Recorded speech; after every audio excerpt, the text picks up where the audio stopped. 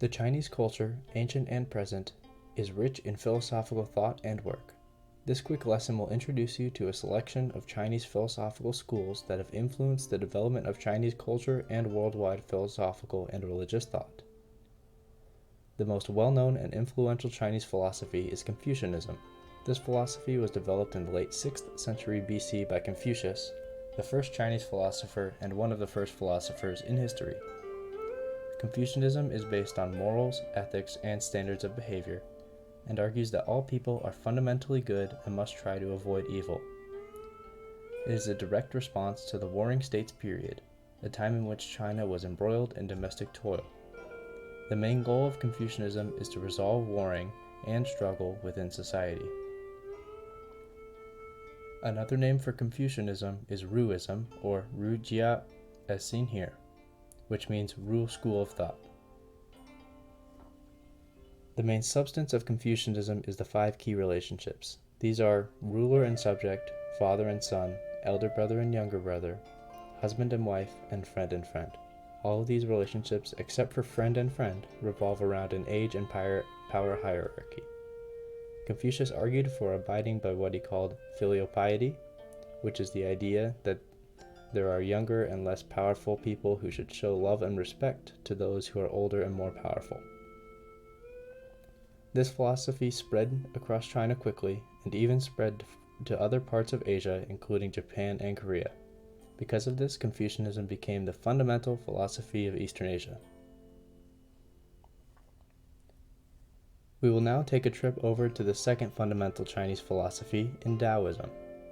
This philosophy was developed in the late 6th century BC along with Confucianism by Lao Tzu. Taoism is a philosophy that juxtaposes light and dark and aims at living a life balanced between the two. The yin-yang is a Taoist symbol and represents the two sides of life. The white represents light, warmth, order, and masculinity, while the black represents darkness, cold, disorder, and femininity. The Taoist thought argues that the line between these two sections of yin and yang is the way, and by following the way, one can become one with the Tao. Taoism posits a goal in life of withdrawal and absence from dependence on material things of life. Taoist thought has permeated Chinese culture for centuries, especially in southern Chinese culture.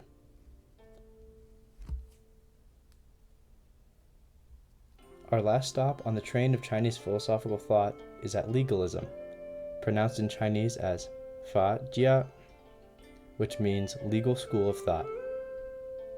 Legalism is a philosophy developed in the 3rd century BC by Han Fei. This philosophy is different to the two we have covered previously, as it was not developed as a response to political or societal affairs, but as a response to philosophical thought. Legalism was a response to Confucianism, and it argued that all people were not fundamentally good, but evil, and therefore must be controlled and managed in order to prevent them from committing evil. This philosophy often led to a support for strict laws and harsh punishments. This philosophy is not as fundamental as Confucianism or as Taoism, but it is a responsive philosophy and shows that Chinese philosophical thought ebbs and flows over time.